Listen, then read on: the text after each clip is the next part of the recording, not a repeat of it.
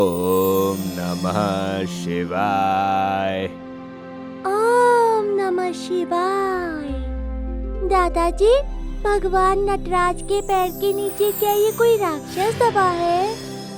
हाँ बेटा, ये राक्षस अपस्मार है जिसे भगवान नटराज ने अपने पैर के नीचे दबाया हुआ है। लेकिन क्यों दादाजी, बताइए ना, मुझे इस राक्षस की कहानी सुननी है ना। बहुत समय पहले की बात है। अनेक सिद्धियां अर्जित करके ऋषि मुनियों ने एक यज्ञ आरंभ किया जिससे उत्पत्ति हुई राक्षस अपस्मार की।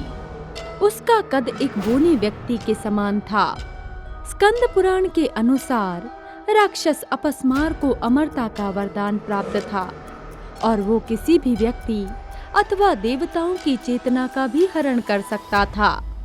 दादाजी, वो राक्षस तो अमर था, तो फिर महादेव ने उसका अंत कैसे किया, बताइए ना। इसके पीछे भी महादेव की लीला छिपी है।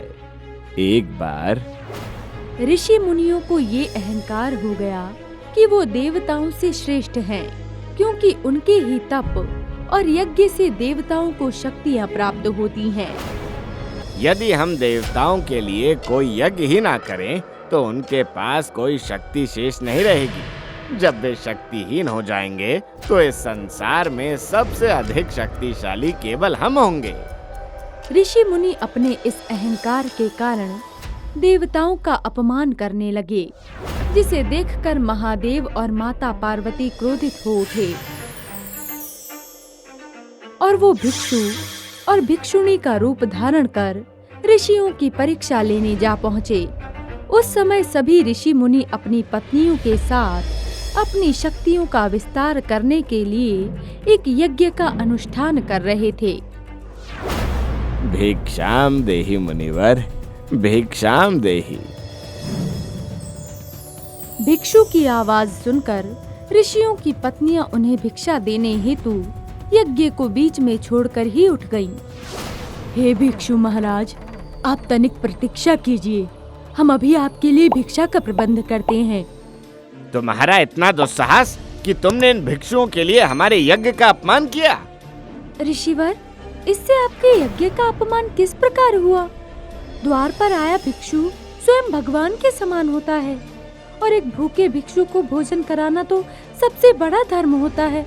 स्वयं ईश्वर भी इससे अत्यंत प्रसन्न होते हैं। कैसा ईश्वर? कौन सा ईश्वर?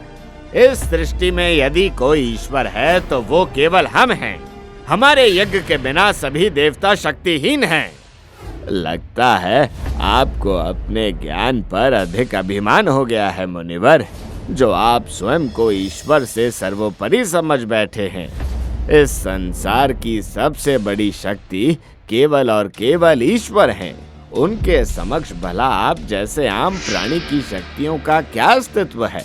उसी ईश्वर ने इस संसार में आपकी उत्पत्ति की और आप सोचते हैं कि ईश्वर को आपसे शक्तियां प्राप्त होती हैं। स्वामी, इनकी बातों से प्रतीत हो रहा है कि ये सभी अपनी चेतना खो बैठे हैं। हे भिक्षु, तू और तेरी ये अज्ञानी स्त्री मेरे ही स्थान पर आकर मुझे ही अपमानित कर रहे हो। तुम्हारी इस उद्दंडता का परिणाम अब तुम्हें भोगना ही होगा। क्रोध में आकर ऋषिवर ने यज्ञ कुंड से अनेक विषैले सर्पों की उत्पत्ति की और वो असंख्य सर्प भिक्षु रूपी महादेव पर आक्रमण करने हेतु उनकी ओर बढ़ने लगे।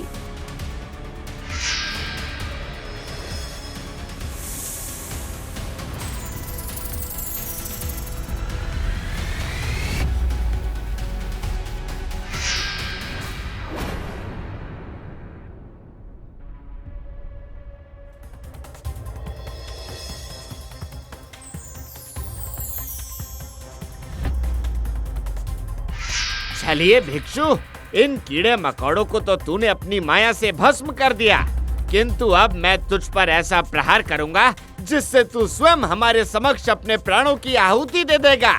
चेतना भस्म कर दूंगा मैं तेरी।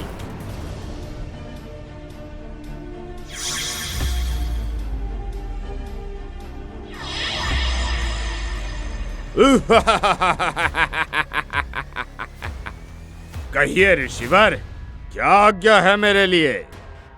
अपस्मार, जाओ और इन दोनों की चेतना को भंग कर दो, विवश कर दो इन्हें हमारे समक्ष अपने प्राण त्यागने पर। केवल इतनी सी आज्ञा मुनिवर, मैं आपकी ये आज्ञा अभी पूर्ण कर देता हूँ। देवी, तनिक इधर तो देखिए। सावधान प्रिय, ये तुम्हें अपने वश में कर लेगा।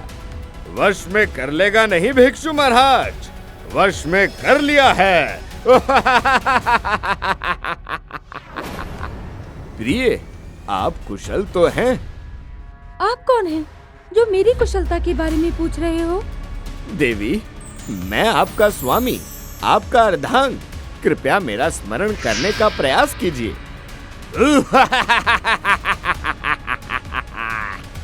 ये अब कभी भी अपनी सुध में नहीं आ पाएगी, और केवल इसे ही नहीं, मैं पूरे संसार को चेतनाहीन कर दूंगा। उसके पश्चात संसार के किसी भी प्राणी को किसी भी देवता के संदर्भ में कोई ज्ञान नहीं रहेगा। हर कोई मेरे द्वारा बताए गए मार्ग पर ही चलेगा। दुष्ट अपस्मार, तू जानता नहीं, तूने स्वयं अपनी आराध्य देवी आदि शक्ति पर अपनी माया का प्रहार किया है। इसका परिणाम अत्यंत घातक होगा।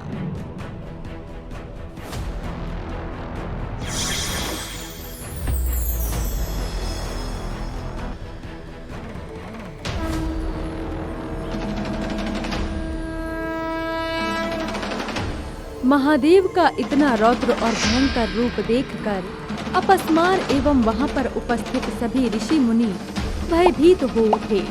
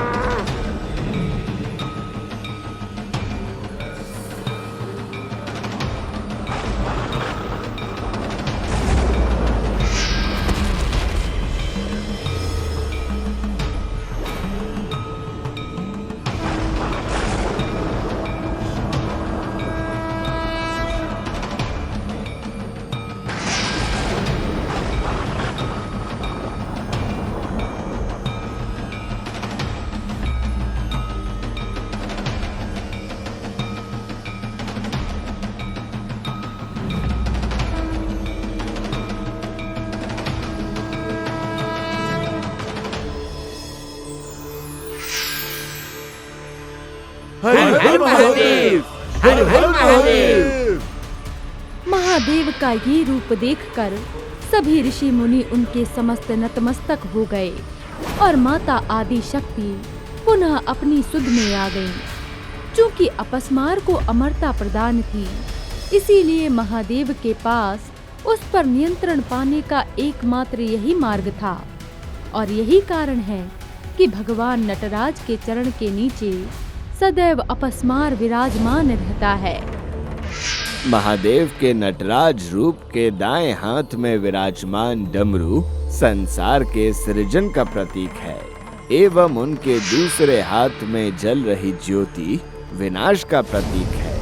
उनके दूसरे दाएं हाथ की मुद्रा बुराइयों से संसार की रक्षा का प्रतीक है, और उनका एक हाथ उनके उठे हुए पांव की ओर संकेत करता है, जिसका अर्थ है कि मोक्ष का द्वार महादेव के चरणों में ही है। वाह दादाजी, इस संसार के सबसे बड़े सुपर हीरो तो महादेव ही है। उन्होंने उस राक्षस को मारे बिना ही हम सबको उससे बचा लिया। इसलिए तो उनकी लीला अपरंपार है। तो प्रिय भक्तों, यदि आपको हमारी आज की ये कथा पसंद आई हो तो वीडियो को लाइक करें और हमारे चैनल महावॉरियर को जरूर सब्सक्राइब करें। और आप अगली कथा किस महावॉरियर की देखना चाहते हैं, हमें कमेंट्स करके अवश्य बताएं।